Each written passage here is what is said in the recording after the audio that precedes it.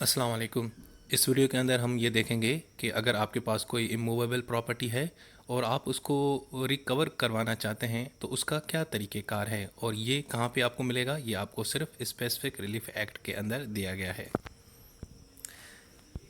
सबसे पहले तो देखें कि ये आपका राइट है कि आप अपनी प्रॉपर्टी के अंदर रहें, आप उसको एंजॉय करें और ये किसी को कोई राइट नहीं पहुंचता कि वो आपको उसी प्रॉपर्टी से बेदखल कर दे, यानी उसके ऊपर कब्ज़ा कर ले और आपको कहे कि जी निकल जाओ। मिसाल के तौर पे अगर आपका घर है, आपने उसको परचेज़ किया हुआ है और आप या उसमें 6 माह से रह रहे हैं, एक बड़े अरसे से आप उसके अंदर रह रहे हैं और कोई आके आपको कहे कि जी आप यहाँ से निकल जाएँ और मैंने आप कब्ज़ा कर लिया है, ये जनाब बिल्कुल गलत है। तो अगर इस तरह का कोई सिनेरियो होता है और अक्सर होता है, लोगों की चीज़ों के ऊपर कब्ज़े हो जाते हैं, सो उसको रिकवर करने का क्या तरीक़ेकार है, वो जनाब आपको स्पेसिफिक रिलीफ एक्ट 1877 के अंदर दिया गया है, सेक्शन 8 और सेक्शन 9। अब सेक्शन 8 और सेक्शन 9 के अंदर दो तरीके दिए गए हैं, एक रेगुलर प्रोसीजर है और एक समरी प्रोसीजर है।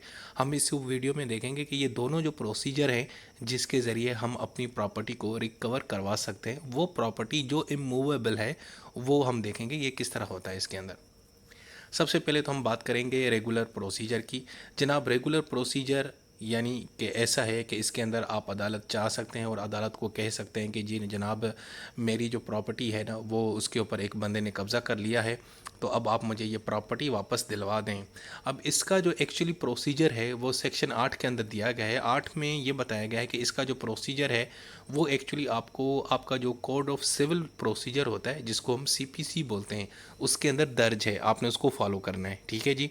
उसके बाद अब इस प्रोसीजर के ये रेगुलर प्रोसीजर के एसेंशियल्स क्या हैं, यानी ऐसी कौन सी चीज़ें हैं अगर ये होंगी तभी आप इस प्रोसीजर को फॉलो कर सकते हैं। नंबर 1, स्ट्रेंथ ऑफ पजेसरी टाइटल, यानी आपके पास उस प्रॉपर्टी का टाइटल होना चाहिए। टाइटल से मुराद पता है आपको क्या होता है? इसका मतलब कि ओनरशिप होनी चाहिए, ये आपके नाम के ऊपर होना चाहिए, नंबर 1। दूसरा, ये भी आपके पास सबूत हो कि आपके पास ये पोजीशन थी, आप इसमें रह रहे थे, आप इसमें पहले रह रहे थे, ये आपकी मतलब आपने इसमें रिहाइश रखी हुई थी, आप बड़े अरसे से रह रहे थे। और तीसरा, आपको ये साबित करना होगा कि हाँ आपको ज़बरदस्ती, आपको ताकत के ज़रिए आपसे ये जो है ना प्रॉपर्टी छीन ली गई है, आपको जो है ना आपको बेदखल कर दिया गया है। ये तीन चीज़ें हैं जो इसकी एसेंशियल्स हैं।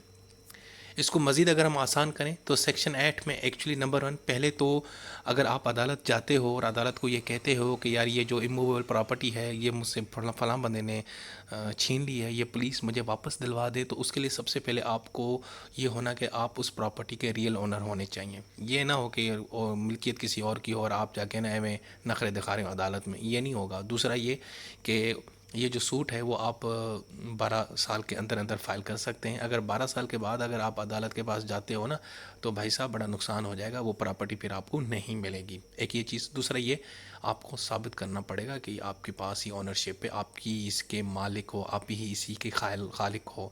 और अगर सबूत नहीं कर सके तो भाई फिर अदालत आपका को कुछ नहीं करेगी, अदालत आपके हक़ में कोई फ़ैसला नहीं देगी और वो जो सूट है, वो जो आप पिटिशन लेके जा रहे हो वो डिसमिस हो जाएगी।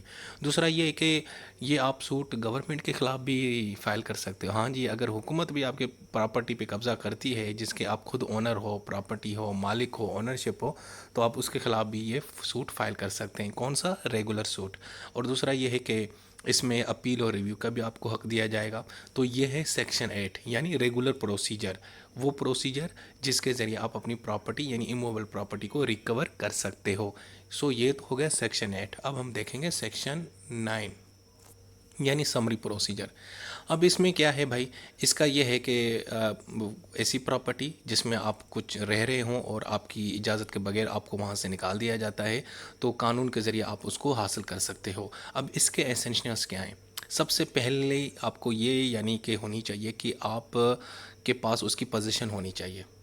आप मतलब उस जगह रह रहे थे बड़े अरसे से, ठीक है, और कम से कम 6 महीने आप साबित करना पड़ेगा कि जी 6 माह से मैं इसी जगह पे रह रहा था और इन बंदों ने आके ना मुझे यहाँ से निकाल दिया।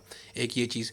दूसरा ये साबित करना पड़ेगा कि इन बंदों ने ज़बरदस्ती गन पॉइंट के ऊपर मेरे सामान फेंक दिया, बाहर फेंक दिया और कब्ज़ा करके बैठ गए हैं।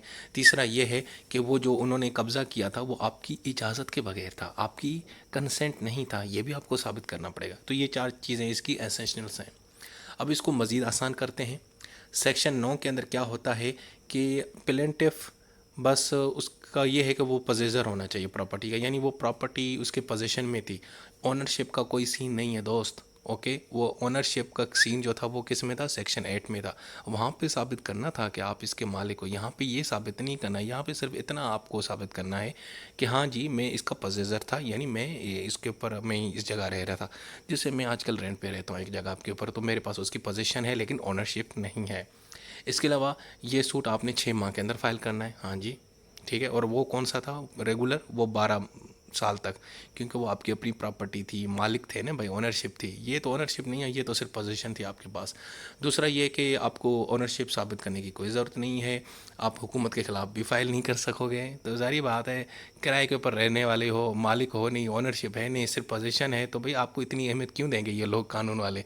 तो गवर्नमेंट के ख़िलाफ़ भी आप फाइल नहीं करोगे। अगर गवर्नमेंट छीन लेती है तो बस फिर जाके पानी पी के सो जाओ। अच्छा जी, दूसरा ये है, इसमें कोई अपील कोई रिव्यू का भी आपको हक नहीं दिया जाएगा अदालती फैसले के ख़िलाफ़। तो ज़ाहिर बात है, जिस तरह का आपकी पोजीशन है, आप ओनरशिप तो नहीं हो ना, अगर ओनरशिप होती तो फिर वो रेगुलर प्रोसीजर के तहत आपको बड़ी बड़ी चीज़ें दी जाती। अच्छा जी, इसके अलावा केस लॉ है 2004 का YRLA 105। इसके अंदर ये साबित किया गया था कि आपको इतना ज़रूर साबित करना है कि आप एक्चुअली फ़िज़िकल पोजीशन थी आपकी और आपको इजाज़त के बगैर आपसे प्रॉपर्टी छीन ली गई थी। तो ये आपका समरी प्रोसीजर है। इसकी कुछ एक्सेप्शंस हैं। नंबर 1, एक तो आप हुकूमत के ख़िलाफ़ ये फ़ाइल नहीं कर सकते, और दूसरा ये है कि अदालत ने अगर दे दिया है कोई फ़ैसला तो आप उसके ख़िलाफ़ रिव्यू और फाइल भी नहीं कर सकते। इसके अलावा कोई रिव्यू अपील उसको रिस्टोरेशन के लिए आप नहीं कर सकते। तो ये ज़रा इसकी कुछ एक्सेप्शंस हैं या लिमिटेशंस हैं या कमज़ोरी हैं या खामियां हैं, जो भी नाम दें ये आपकी मर्ज़ी है। अब हम देखेंगे सेक्शन 8 और सेक्शन 9, इन दोनों में फ़र्क क्या है। भाई सेक्शन 8 जो है ना वो समरी नहीं है, लेकिन सेक्शन 9 समरी है। वो रेगुलर प्रोसीजर है, ये समरी प्रोसीजर है। टाइटल की जब बात आती है तो सेक्शन 8 में टाइटल ज़रूर होना चाहिए, और वो आपको मतलब साबित भी करना पड़ता है। टाइटल से मुराद ओनरशिप, आपके नाम के ऊपर ये प्रॉपर्टी हो, यानी लिखा हो कि अयाज़ नूर साहब की ये प्रॉपर्टी है, लॉ एंड विजडम की ये प्रॉपर्टी है। लेकिन सेक्शन 9 के अंदर ये ज़रूरी नहीं है, सिर्फ इतना ज़रूरी है कि हाँ आप इसमें रह रहे थे, आपके पास इसकी पोजीशन थी, यानी आपने उसके ऊपर उस जगह पे रह रहे थे। दूसरा लिमिटेशन भाई ये है कि सेक्शन 8 में 12 साल की लिमिटेशन है और उसमें 6 माह की है, जो समरी हमारा है। और रेमेडी क्या है, सेक्शन 8 में जनरल रेमेडी दी जाती है, लेकिन सेक्शन 9 में क्विक दी जाती है। मतलब उसी टाइम आपको थोड़ा बहुत दे के वो आपका मामला हल कर सकते हैं, लेकिन उसमें एक जनरल होगी, इसमें ज़रा क्विक होगी, क्विक किस्म की रेमेडी होगी, स्पेसिफिक किस्म की रेमेडी होगी। सो दोस्तों, ये था टॉपिक। बताएं कितना आसान था, कोई मुश्किल नहीं है, बड़ा ही आसान है। और तो इसको ज़रूर तैयार करना है यार, ये पेपर में बड़ा अक्सर आता है, पूछा जाता है कि इमूवेबल प्रॉपर्टी की पोजीशन रिकवर किस तरह की जाए स्पेसिफिक रिलीफ एक्ट के अंदर। अब नेक्स्ट वीडियो में मैं आपको बताऊंगा कि मूवेबल प्रॉपर्टी हो, हाँ जी, ऐसी प्रॉपर्टी जो घूम फिर सकती हो, यानी गाड़ी, बाइक, साइकिल, ये वाली चीज़, या मोबाइल, इस तरह की चीज़।